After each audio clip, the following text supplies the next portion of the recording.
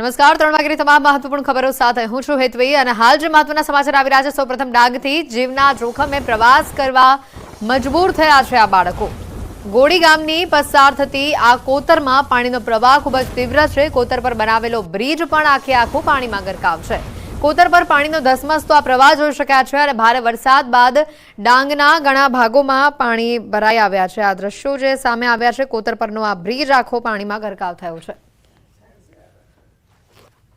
ડાંગથી આ દ્રશ્યો સામે આવ્યા છે અને આ કોતર પર જે પાણીનો ધસમસતો પ્રવાહ વહી રહ્યો છે તેના પરથી આ બાળકો અવરજવર કરવા મજબૂર થયા છે કારણ કે એક છેડેથી બીજા છેડે જવું હોય તો આ બાળકોને ઘણી હાલાકી ભોગવવી પડે છે। આ કોતર પર ધસમસતો પ્રવાહ જે વહી રહ્યો છે બ્રિજ પણ આખે આખો અહીંનો જે બનાવેલો છે તે પાણીમાં ગરકાવ થયેલો જોવા મળી રહ્યું છે એટલે જીવના જોખમે અહીંયાથી લોકો પસાર થવા મજબૂર થઈ રહ્યા છે। કોતર પરનો આ બ્રિજ આખે આખો પાણીમાં ગરકાવ થયો છે। ડાંગમાં જે ભારે વરસાદ જોવા મળ્યો છે એટલા દિવસોથી અને તેમાં ઘોડી ગામથી જે આ દ્રશ્યો સામે આવ્યા છે હાલ આ કોતર પરનો જે બ્રિજ છે તે આખો પાણીમાં ગરકાવ થઈ ચૂક્યો છે અને આ ધસમસતા પાણીના વહેણમાંથી લોકોને પસાર થવું પડે છે। મોટી સંખ્યામાં બાળકો આ રસ્તાનો સૌથી વધારે ઉપયોગ કરે છે શાળાએ જવા માટે અને આ કોતર પરથી પસાર થતા બાળકોના જીવને સૌથી મોટું જોખમ છે।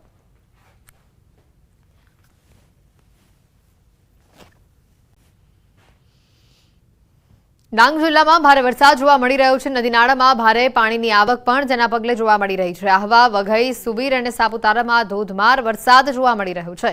જિલ્લામાં ભારે વરસાદના પગલે અંબિકા, પૂર્ણા, ખાપરી, ગીરા નદીમાં પૂર આવ્યું છે। જિલ્લાના 16 માર્ગો પર ઓવરટોપિંગના કારણે તેને બંધ કરવામાં આવ્યા છે। વહીવટીતંત્રએ લોકોને વૈકલ્પિક માર્ગનો ઉપયોગ કરવાની અપીલ કરી છે।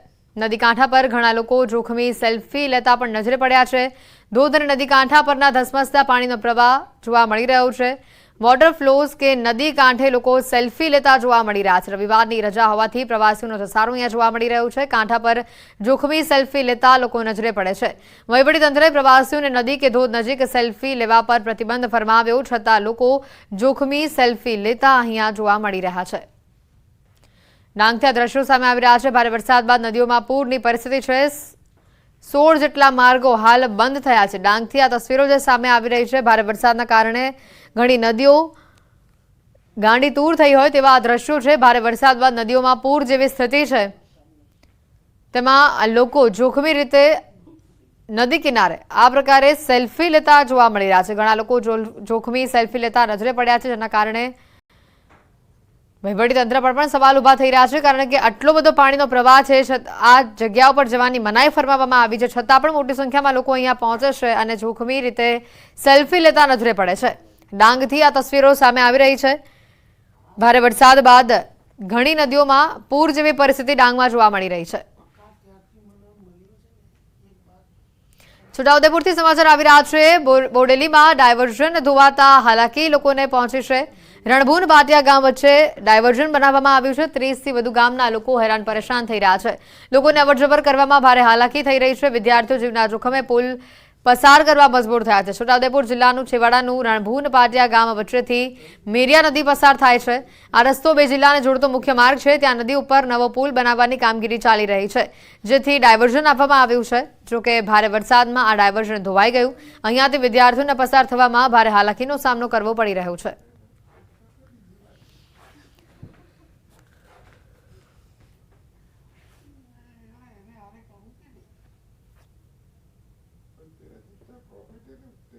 આ ગામ 10-15 ગામ આ બાજુના 20 ગામ આ બાજુના આવર જવર લોકોને સવારમાં નોકરીએ જવાનું કામ ખેતરોમાં આ બાજુના ખેતરો આ બાજુ આવ્યા આ બાજુના ખેતરો એ લોકોને આવર જવાની બહુ તકલીફ પડે એટલે ચોમાસા પૂરતા ભૂંગરા નાખીને રિપેરિંગ કરી આપે સરકાર તો સારું। આ પાણી પહેલી જ વાર આવ્યું એમ જ ધોવાઈ ગયો એટલે આ નિહારીઓને છે પછી અમારી જેવા રાહદારી છે એમને જવા માટે બહુ તકલીફ પડે એટલે એમને કંઈક સગવડ કરવી પડે। બોડેલી તાલુકાના રણભૂન પાટિયા વચ્ચે મેરિયા નદી પસાર થાય છે। હાલ તો પુલનું કામગીરી ચાલુ છે। ડાયવર્ઝન જે બનાવવામાં આવ્યું છે તે સંપૂર્ણ રીતે ધોવાઈ ગયું છે। આપણે તસવીર બતાવવા માંગીશું જે રીતે ડાયવર્ઝનનું કામગીરી કરવામાં આવે તેવી રીતે કરવામાં નથી આવી રહી તેના કારણે આ સંપૂર્ણ રીતે ધોવાઈ ગયું છે। હાલ તો કેટલાક લોકો રાહદારીઓ અહીં ઉપરથી પસાર થઈ રહ્યા છે। પોતાનું જીવનું જોખમ રાખી પસાર થઈ રહ્યા છે। હાલ તંત્ર તરફથી આ રસ્તો બંધ કરી દેવામાં આવ્યો છે પરંતુ કેટલાક બાઇક સવારો પણ અહીંથી પસાર થતા હોય છે। ગામના લોકોનું કહેવું છે જો ડાયવર્ઝન વ્યવસ્થિત બનાવવામાં આવે તો લોકોને મુશ્કેલી ના પડે, કારણ કે પાટિયાથી અનેક ગામો જોડતો આ રસ્તો છે. બોડેલી તરફ જવું હોય તો આ એક જ રસ્તો છે. છોટાઉદેપુરથી પંચમહાલ જવું હોય તો પણ આ જ રસ્તાનો ઉપયોગ થતો હોય છે. હાલ જે રીતે ડાયવર્ઝન ધોવાઈ ગયું છે તેનાથી કેટલાક રાહદારીઓને, વિદ્યાર્થીઓને, સાથે સાથે મહત્વનું કે 108 પણ સામે કિનારે જઈ નથી શકતી. તેના કારણે કેટલાક લોકો હેરાન પરેશાન છે. હાલ સ્થાનિક સરપંચો અને સ્થાનિકનું કહેવું છે કે આ જે ડાયવર્ઝન છે તેને મજબૂત બનાવવામાં આવે, સારી રીતે બનાવવામાં આવે, જો આ વિસ્તારના લોકોને હાલાકી ના પડે. પરંતુ કોન્ટ્રાક્ટરને તો માત્ર મલઈથી મતલબ છે, કામથી મતલબ નથી તેવું આ સ્થળ પરથી જોવા મળ્યું છે. હાલ સ્થાનિકોનું કહેવું છે વ્યવસ્થિત કામગીરી કરવામાં આવે, લોકોને પડતી મુશ્કેલી છે તેને દૂર કરવામાં આવે. સેજબ ખત્રી, ન્યૂઝ 18 ગુજરાતી, છોટાઉદેપુર. જે રીતની અલગ અલગ આ તસવીરો સામે આવી રહી છે, ડાંગ અને છોટાઉદેપુરથી તસવીરો બતાવી રહ્યા છે. ભારે વરસાદ બાદ ઘણી જગ્યા પર કોઝવે પાણીમાં ગરકાવ થઈ ચૂક્યા છે અને ત્યાંથી જોખમી લોકોની મુસાફરી, જોખમી પ્રવાસ લોકોનો સામે આવી રહ્યો છે. તો બીજી તરફ ડાંગની અનેક નદીઓ હાલ ઘોડાપૂરની પરિસ્થિતિમાં છે. અનેક નદીઓ ગાંડીતૂર થઈ છે. અંબિકાપુરના નદીના જળસ્તરમાં વધારો થયો છે અને તેવામાં લોકો જોખમી સેલ્ફી લેતા નજરે પડી રહ્યા છે. તો બીજી બાજુ આવી જ એક તસવીર આવી રહી છે છોટાઉદેપુરથી પણ સામે, કે જ્યાં પાણીનો ધસમસતો પ્રવાહ જોવા મળી રહ્યો છે અને આ એક જ માર્ગ છે, વૈકલ્પિક કોઈ વ્યવસ્થા નથી, જેના કારણે લોકોને અહીંયાથી પોતાનો જીવ જોખમમાં મૂકીને પસાર થવું પડે છે.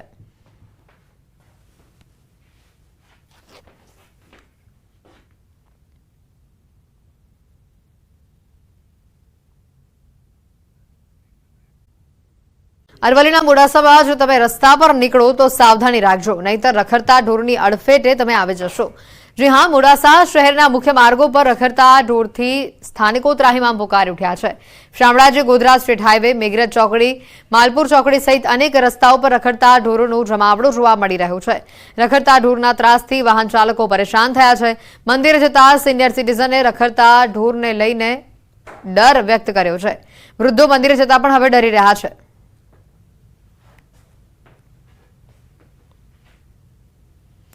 અન્ય સમાચારો પર વાત કરીએ. વડોદરાથી વિગતો આવી રહી છે. મકરપુરામાં મહાકાય ભૂવો પડ્યો છે. આખી કાર અંદર સમાઈ જાય તેટલો મોટો આ ભૂવો છે. મુખ્ય માર્ગ પર ભૂવો પડતા લોકોને હાલાકી વેઠવવી પડી રહી છે. મુખ્ય માર્ગ પર ભૂવો પડતા લોકો પરેશાની વેઠવી રહ્યા છે. હલકી ગુણવત્તાની કામગીરીના કારણે ભૂવા પડતા હોવાનો લોકો આક્ષેપ કરી રહ્યા છે. કોન્ટ્રાક્ટર અને અધિકારીઓની મિલીભગતની પોલ ખોલતો આ મોટો ભૂવો પડ્યો છે વડોદરા શહેરમાં. અધિકારી, કોન્ટ્રાક્ટર, ઇજારદાર ને બધા સાથે લઈને આવ્યા છે. મુખ્ય ડ્રેનેજની પ્રેશર લાઇન છે, એમાં ભંગાણ સર્જાયું છે. અત્યારે એને કામગીરી અમે અડધો કલાકની અંદર ચાલુ બી કરી દઈશું, જેથી કરીને કોઈ બીજું આર્થિક નુકસાન ના થાય એની બી કાળજી લઈએ છીએ. અને હવે વાત કરીશું લાંચિયા અધિકારીઓ વિશે.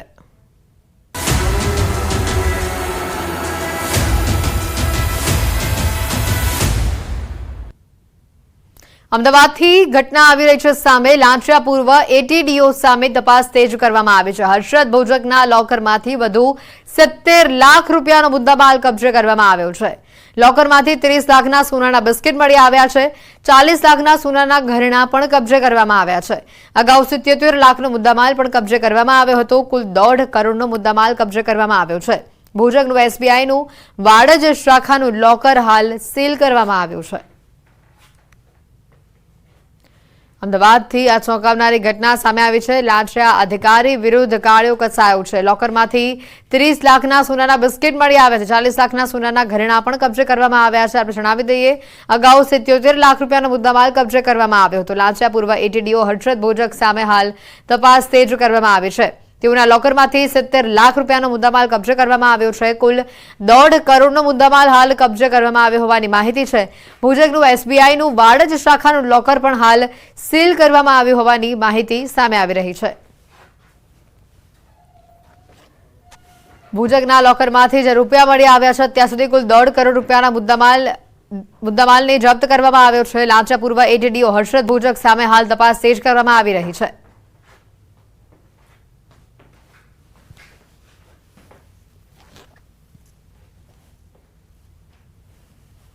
73 લાખ જેવી રોકડ રકમ અને એક સોનાનું બિસ્કિટ લગભગ 4.5 લાખની કિંમતનું એમ કરીને 77 લાખ ઉપરાંતની રકમના રોકડ રકમ અને એક બિસ્કિટ એટલું કબજે થયેલું છે. બાકી દસ્તાવેજ અને બીજી નાની મોટી જે કંઈ રૂમ ઘરની હજી ઝડપી ચાલી રહેલ છે. વિશેષ ડિટેલ મળી હતી, કાલે શેર કરવામાં આવશે. ભોજકના લોકરમાંથી 70 લાખ રૂપિયાનો જે મુદ્દામાલ મળી આવ્યો હતો તેની અગાઉ પણ 77 લાખ રૂપિયા પણ જપ્ત કરવામાં આવ્યા હતા. કુલ 1.5 કરોડથી પણ વધુની મિલકત જપ્ત કરવામાં આવે છે. લાંચા પૂર્વ એડીડીઓ હર્ષદ ભોજક સામે હાલ તપાસ તેજ કરવામાં આવી રહી છે. વધુ કોઈ વિગત, વધુ નાણાં મળવાની પણ શક્યતા વ્યક્ત કરવામાં આવી રહી છે. એમસીના પૂર્વ ઝોનના એસ્ટેટ ખાતામાં આસિસ્ટન્ટ ટીડીઓ તરીકે કામ કરતા હતા હર્ષદ ભોજક. આ ઘટનાની વાત કરવામાં આવે તો ગોમતીપુરની એક જમીનનું ટ્રાન્સફર ડેવલપમેન્ટ રાઇટ સર્ટિફિકેટ આપવા બદલ હર્ષદ ભોજકે જમીન માલિક પાસેથી ₹20 લાખની લાંચ લીધી હતી. હર્ષદ ભોજકનો ભ્રષ્ટાચારનો ઇતિહાસ પણ સામે આવ્યો છે. મધ્ય ઝોનના રંગવાડીમાં બનેલા 10 માળની બિલ્ડિંગમાં ભ્રષ્ટાચાર કર્યો હોવાની માહિતી છે. તેઓની જે પૂર્વ ઝોનની ઓફિસ છે ત્યાંથી તપાસ કરવામાં આવી છે. ત્યાંથી તેઓની જે ફાઇલો આ કેસ લગત હતી તે મેળવવામાં આવી છે અને તેઓના ઘરેથી ઝડપી તપાસ કરતાં 73 લાખ રૂપિયા રોકડા અને એક સોનાનું બિસ્કિટ કે જેની કિંમત આશરે 4.5 લાખ રૂપિયા થાય છે. આમ 77,50,000ની રકમની માતબર મતા તેઓના ઘરેથી મળી આવેલ છે. પ્રાઇમરી જે ઇન્ફોર્મેશન અમે લીધી એસ્ટેટ ટીડીઓ અને સિનિયર ઓફિસર જોડેથી, એટલે ત્યાંથી મળતી માહિતી પ્રમાણે એની પાસે ભૂતકાળમાં લાયસન્સ હતું જે એક્સપાયર થઈ ગયું હતું અને હાલમાં એ ભાઈ જે હતો એ કોઈ અમારા મેન્યુઅલ્સમાં કે અમારા રજિસ્ટર્ડમાં રજિસ્ટર્ડ લાયસન્સ હોલ્ડર તરીકે હતો નહીં. આના કારણે જ આખા પૂર્વ વિસ્તારની અંદર હજારોની સંખ્યામાં સ્કીમ છે. એક અધિકારીની તપાસ કરે તો પેટ્રોલ પંપો છે, જમીનો છે અને એક અધિકારી પાસે 2-5 કરોડના તો ફ્લેટો છે. પૂર્વ ઝોન આખું અહીંથી લઈને કઠવાડા સુધી બેફામ ગેરકાયદેસર બાંધકામો થયા છે. મારી પાસે આખું લિસ્ટ છે. એ ખૂબ જાગૃત નાગરિક દ્વારા મને આ લિસ્ટ બતાવવામાં આવ્યું હતું. આ મેં મારા અત્યારમાં જે બદલી થઈ ગયેલા એસ.એ. પટેલ, સતીશ પટેલ જે છે ડેપ્યુટી મ્યુનિસિપલ કમિશનર, એને પણ મેં બતાવ્યું હતું. પણ એ માણસ પણ આના અંદર કોઈ જગ્યાએ લાલાક નહોતા કરી શક્યા, કારણ કે એમને ખબર છે કે આખું એસ્ટેટ ખાતું આ ભ્રષ્ટાચારમાં ખરડાયેલું છે. ભ્રષ્ટાચારના અધિકારીઓ જે છે ભોજક એટલે હર્ષદ ભોજક ઉપર જે રીતે એસીબીએ તેની ધરપકડ કરી છે અને સાથે જ તેને લઈને જ તેના ઉપર અનેક જે રાજો છે ખુલી રહ્યા છે કે ભોજકે કઈ રીતનો ભ્રષ્ટાચાર છે આદર્યું છે. ન્યૂઝની ટીમ પહોંચી છે તેની ઓફિસ ઉપર. અમદાવાદ મ્યુનિસિપલ કોર્પોરેશનના પૂર્વ ઝોનમાં આવેલી જે એની ઓફિસ છે, ચોથા માળે આવેલી છે એસ્ટેટ, જેમ જોઈ શકો કે લખ્યું છે ડેપ્યુટી એસ્ટેટ ઓફિસરની આ બિલ્ડિંગ છે. અને હું આપને બતાવવાનો પ્રયાસ કરું, ન્યૂઝની ટીમ એ તમને આ ગ્રાઉન્ડ રિપોર્ટ બતાવી રહી છે, ઓફિસ બતાવી રહી છે કે જ્યાં ખુદ બેસીને કાળા કરતૂત જે કહી શકાય કે હર્ષદ ભોજક છે તે કરી રહ્યો હતો. આ જોઈ શકો છો આ ચેર એ છે, એ ચેર ઉપર હર્ષદ ભોજક અને એના જે સાગરીતો છે તે પ્રકારનો ભ્રષ્ટાચાર છે તે અહીં કરી રહ્યા હતા અને તેને લઈને જ એસીબીના છટકામાં હર્ષદ ભોજક છે તેની ધરપકડ થઈ છે અને હજુ પણ તપાસ ચાલી રહી છે અને હજુ પણ અનેક નામો છે તે ખુલી શકે છે. પરંતુ જે રીતે ફરિયાદો એની મળી હતી, પૂર્વ કોર્પોરેટર હોય કે વર્તમાન કોર્પોરેટર પણ ફરિયાદ કરી રહ્યા હતા. કમિશનરે પણ 3 શોકોઝ નોટિસ છે ભ્રષ્ટાચારને લઈને તેઓને આપી હતી, પરંતુ તેની કોઈ પણ પ્રકારની કાર્યવાહી નહોતી થઈ. પરંતુ આખરે એસીબીના છટકામાં એ વ્યક્તિ પકડાયો છે. પરંતુ હવે સવાલ એ